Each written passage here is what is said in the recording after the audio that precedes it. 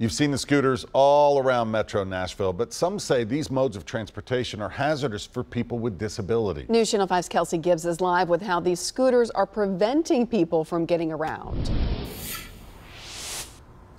Yeah, people who we spoke with today who rely on a wheelchair to get around say it's kind of hard to do so when you have a flock of scooters blocking the sidewalk. Now they hope tonight's discussion will create changes. That I say on behalf of myself and other people with disabilities is that we are not anti-scooter inherently. It's scooter versus Nashville. This is a direct attack on my civil rights to be able to go to a coffee shop, to go to work, to come and go as I please. Anjali Forber-Pratt is a college professor and Paralympic athlete. I've been a full-time wheelchair user since 1984. But it was just within the past year where Forber-Pratt has experienced some major road bumps. I've shown up to try to get to work and not been able to enter my place of work because scooters have been blocking the only accessible entrance to the building where I work. It's a free-for-all, and we're all just having to make do until we get there. Monday evening, many concerns about scooters were addressed at Jefferson Street Cafe.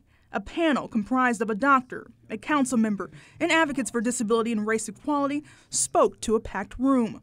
The biggest issue that was addressed was enforcement. I would love for there to be some sort of mechanism within the apps that identify the person who left that scooter in the way, to be able to have some sort of fine and a hefty fine for that person. Big companies like Bird and Lime are telling us they have rules on how scooters should be parked. They also have app features providing instructions on how to report any issues. But to some, it's simply not enough. Being a wheelchair user, I can't easily just move them. Now tomorrow evening, Metro Council will be voting on legislation for docking stations for scooters. This will create designated parking spots for scooters left on the sidewalks. If that bill becomes law, it will go into effect next year. Reporting live in Nashville, Kelsey Gibbs, News Channel 5. Kelsey, thank you.